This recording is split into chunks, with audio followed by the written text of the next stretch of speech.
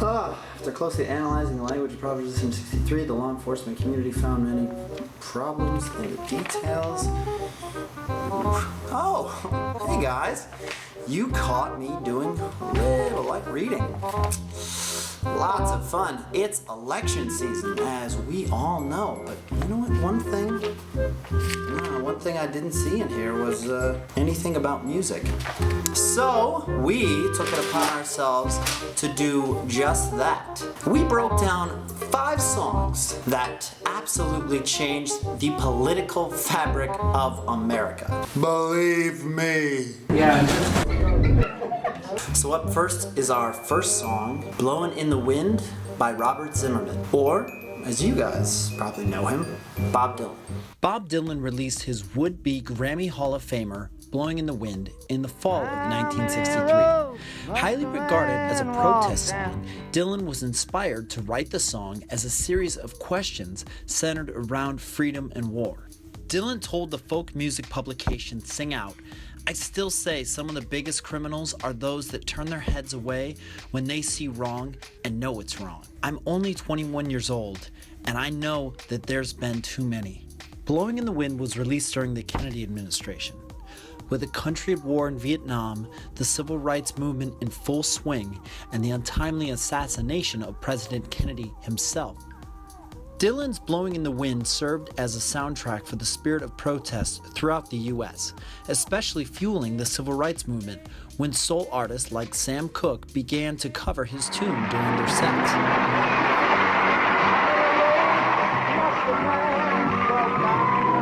Along with being inducted into the Grammy Hall of Fame, Blowing in the Wind also contributed to Rolling Stone magazine's top 500 greatest songs of all time.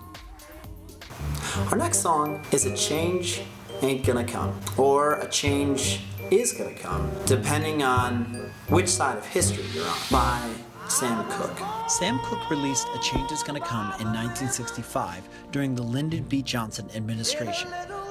Johnson was the former vice president to President Kennedy and took office after Kennedy was unfortunately assassinated in 1963.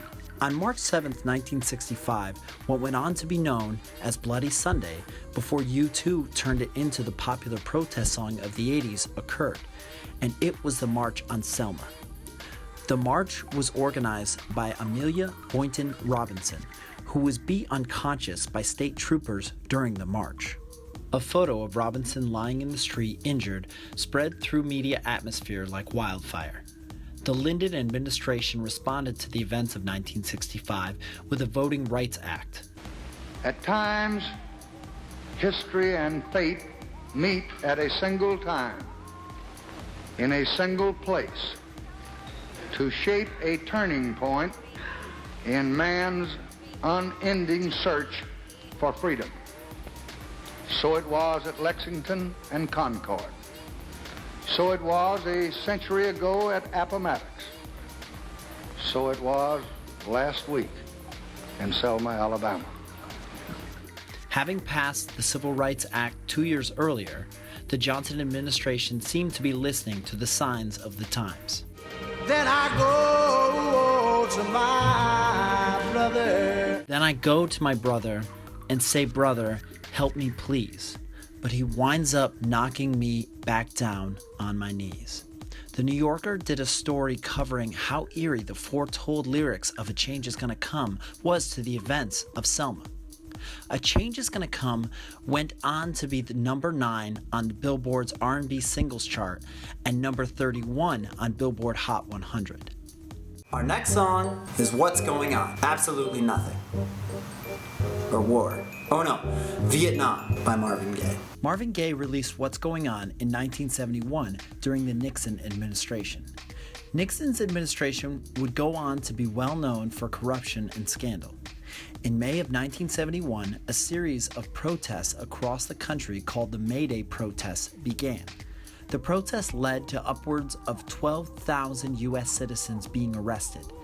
The charges were later dismissed, and after the protesters filed a class action lawsuit, Congress agreed to pay out a settlement, making the protesters some of the only U.S. citizens ever to be compensated by the U.S. for violation of their constitutional rights.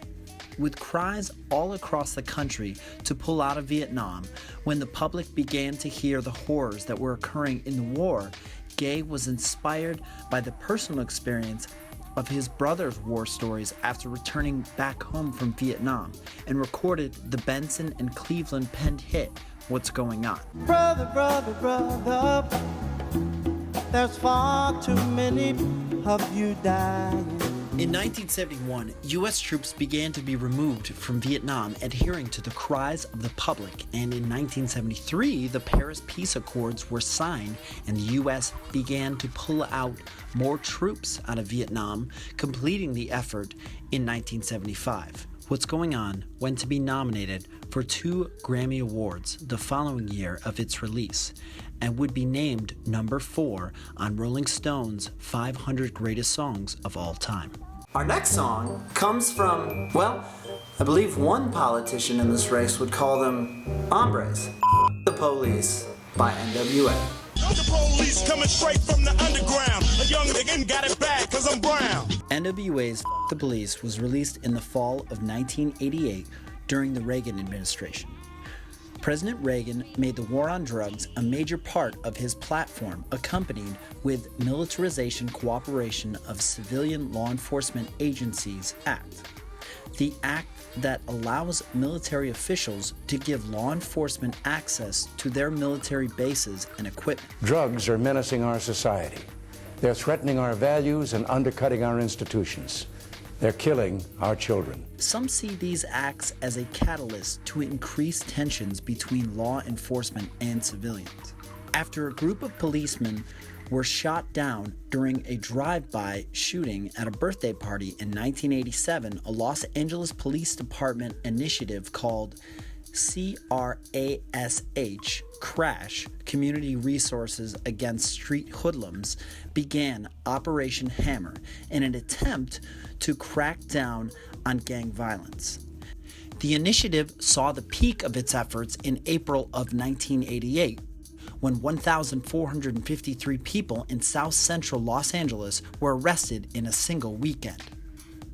Growing up in Compton, California, N.W.A. got a chance to see firsthand the effects of police militarization, sparking members Ice Cube and MC Ren to pen the tune.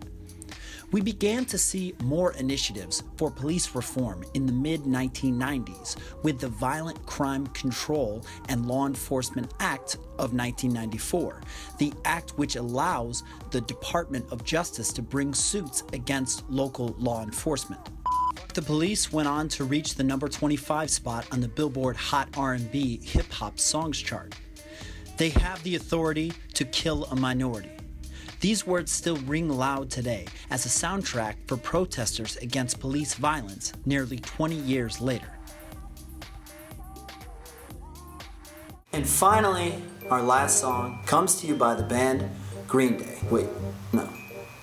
Holiday. Wait, no. It's a blue. Wait, no. The name of the song is Holiday, and the name of the band is, are they Green? Green Day. Green Day released their single, Holiday, in the spring of 2005 during the administration of President George W. Bush. Following the events of 9/11 and the war waged against terrorism, the U.S. had seen its president's approval rate slip down to a whopping 37% in 2005, according to a poll done by CNN. Green Day frontman Billy Joe Armstrong said that he was inspired to write the song about American conservatism. Armstrong also went on to describe the song as an outspoken "fuck you" to then-President George W. Bush. In 2008, the U.S. saw the beginning of a new presidency reigning in the Obama administration. Obama ran on a platform to pull the troops out of Iraq. I will promise you this, that if we have not gotten our troops out by the time I am president, it is the first thing I will do. I will get our troops home. We will bring an end to this war. You can take that to the bank. Echoing the sentiment of Americans who desired to see troops come home and pushing a campaign slogan of change, which saw the country pushing towards anything different from a presidency that resembled the George W. Bush administration. In 2005, during his speech at the Woodrow Wilson Center in Washington, President Bush stated, "It is true that much of the intelligence turned out to be wrong." Mr. Bush said, "As president, I am responsible for the decision to go into Iraq." Many have speculated that the war was motivated by oil, so no wonder lyrics like "Hear the drum pounding out of time, another protester has crossed the line to find the money's on the other side" went on to garner Green Day a platinum-selling single and a #1 on the Billboard mainstream rock and alternative charts. So here we are at the crossroads of a Donald Trump or Hillary Clinton presidency. I know, I'm really excited too. It's just like Christmas. But for all of you guys out there, the creatives, the artists, and anyone with an imagination, feel free to get your voice out there. Feel free to protest. Feel free to just this shit up. Anyway, guys, I'm Dave from MUSIK ID TV, and remember, like, share, and subscribe if this or any of our other videos were helpful or informative to you. God bless the United States of America. What are we doing now?